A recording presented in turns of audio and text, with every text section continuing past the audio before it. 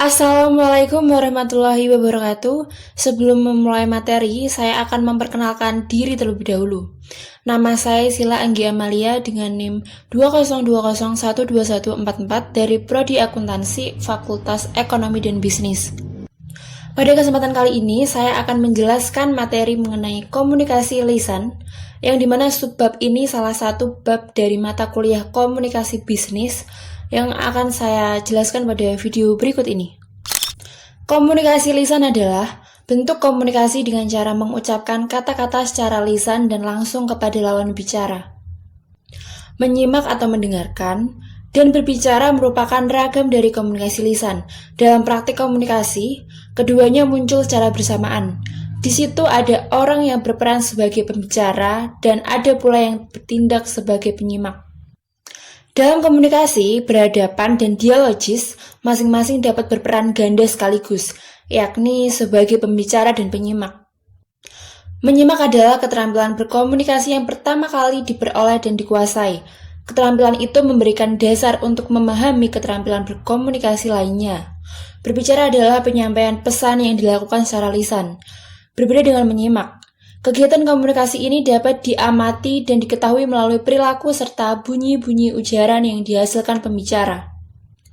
Melalui pendengaran atau penglihatan, kita dapat menyimak apa yang dibicarakan seseorang, apa tujuannya, dan bagaimana pembawaannya.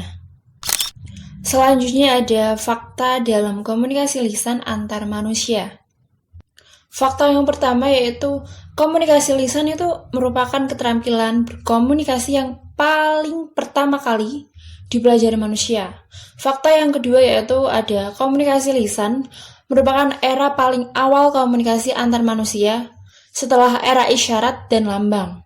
Fakta yang ketiga yaitu ada komunikasi lisan itu sangat berperan dalam kehidupan manusia sejak masa tradisi retorika di Yunani hingga masa pemanfaatan bagi kampanye politik pada era Hitler, Mussolini, dan sebagainya. Selanjutnya ada kondisi berbicara. Berdasarkan situasi, yang pertama ada berbicara informal. Berbicara informal biasanya dilakukan ketika tukar pengalaman, percakapan, menyampaikan berita, menyampaikan pengumuman. Biasanya kegiatan ini dilakukan ketika bertelepon atau lainnya. Yang kedua ada berbicara formal. Berbicara formal biasanya dilakukan ketika ada perencanaan dan penilaian, ceramah, interview, prosedur parlementer, dan bercerita atau wawancara beasiswa. Yang ketiga ada berdasarkan tujuan. Tujuannya yaitu biasanya berbicara menghibur, menginformasikan, menstimulasi, meyakinkan, bahkan sampai dengan menggerakkan. Yang keempat ada berdasarkan jumlah penyimak. Biasanya berbicara antar pribadi atau empat mata, kemudian ada berbicara dalam kelompok kecil, sampai dengan berbicara dalam kelompok besar atau massa. Yang kelima ada berdasarkan peristiwa khusus. Situasi ini biasanya pada kegiatan pidato presentasi, penyambutan, pidato perpisahan, berisi kata-kata perpisahan. Selanjutnya berdasarkan metode penyampaian. Yang pertama ada penyampaian secara mendadak, di mana penyampaian ini tanpa rencana harus berbicara di depan suatu forum, mungkin karena menggantikan pembicara yang tidak datang atau karena alasan lain. Yang kedua ada penyampaian berdasarkan catatan kecil. Yang ketiga ada penyampaian berdasarkan hafalan, di mana penyampaian ini ada naskah tapi sudah dihafalkan sehingga pada saat berbicara tidak membacanya. Yang keempat ada penyampaian berdasarkan naskah, yaitu di mana penyampaian ini berbicara dengan cara membacakan naskah yang dibawa. Kemudian ada hal yang perlu dilatih dalam berbicara. Yang harus kita lakukan yang pertama adalah mengkode materi ke dalam kata-kata lisan. Yang kedua ada menyampaikannya dengan cara benar dan sesuai. Yang ketiga ada mengembangkan empati terhadap pendengar. Yang terakhir, kita bisa latihan percaya diri dalam berkomunikasi lisan. Mungkin dari hal-hal yang kecil, presentasi di depan kelas mungkin. Selanjutnya ada teknik yang perlu diperhatikan supaya berbicara dengan efektif. Yang pertama, bahasa. Bahasa itu harus yang efektif, tata bahasanya benar, serta kosakatanya ya, harus diperhatikan. Yang kedua ada materi. Materi yang disampaikan harus jelas, sesuai dikenal, minat, serta terasosiasikan.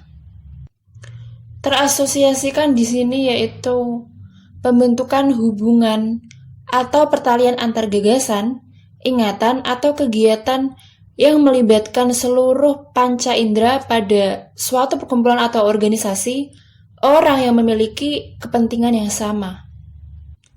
Kemudian ada yang ketiga, ada cara atau gaya berbicara. Cara berbicara, kita harus memperhatikan pengucapan, penampilan, serta gerak-gerik. Yang keempat ada penampilan berbicara. Penampilan yang harus diperhatikan yaitu postur tubuh, pakaian, dan perhiasan, serta gerak-gerik. Yang kelima ada hubungan dengan pendengar. Kita sebagai pembicara harus mengenal, melibatkan, tidak berdominasi, menghargai, serta lainnya. Yang keenam ada suasana pembicara, di mana kita harus membangun suasana yang membangun keakraban, sesuai tujuan, serta sesuai lingkungan. Selanjutnya ada unsur mendengarkan. Yang pertama ada mendengar, di mana penerima rangsangan pendengar atau aural stimuli. Yang kedua ada perhatian, memperhatikan rangsangan tertentu, mengabaikan rangsangan lainnya. Yang ketiga ada memahami, pemberian makna pada yang didengar. Yang terakhir ada mengingat, di mana mengingat ini tuh menyampaikan, menyimpan informasi untuk diperoleh kembali.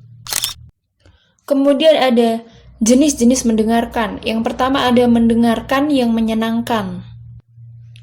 Biasanya bisa kita peroleh ketika bercakap-cakap, bercanda, mendengarkan hiburan di radio dan TV, atau sebagainya. Yang kedua ada mendengarkan secara diskriminatif. Fokus mendengarkan ini tuh yaitu mencari informasi-informasi tertentu, misalnya saat kuliah. Yang ketiga ada mendengarkan secara kritis, di mana mendengarkan ini sambil aktif menelisik, mengevaluasi, mencari benar salahnya, kekuatan kelemahan, misalnya dalam sidang pengadilan. Yang keempat, mendengarkan dengan empati, di mana mendengarkan ini yang tersirat ikut merasakan emosi pembicara seperti saat mendengarkan keluh kesah teman atau lainnya. Selanjutnya ada hambatan mendengarkan. Yang pertama, sibuk dengan diri sendiri, di mana sibuk hal lain yang tidak berhubungan, misalkan memainkan rambut, menggambar, atau sibuk hal lainnya yang tidak bisa memperhatikan. Yang kedua ada sibuk dengan urusan eksternal, misalnya memikirkan yang tidak ada di tempat mendengarkan, atau bisa dibilang melamun. Yang ketiga mempertajam atau sharpening, hanya memperhatikan hal-hal tertentu. Berikutnya yang keempat ada asimilasi, di mana asimilasi ini adalah merekonstruksi yang didengar sesuai sikap, prasangka, kebutuhan, dan nilai-nilai sendiri. Selanjutnya ada faktor kawan atau lawan, di mana faktor ini mendistorsi pesan karena sikap kepada pembicara. Yang terakhir ada mendengarkan yang diharapkan, di mana hambatan ini mengasosiasikan yang didengar dengan sikap yang sudah terbentuk. Selanjutnya, bagaimana sih mengefektifkan dalam mendengarkan? Jadi yang pertama itu ada mendengarkan partisipatif dan pasif. Yang kedua ada mendengarkan secara empatik dan objektif.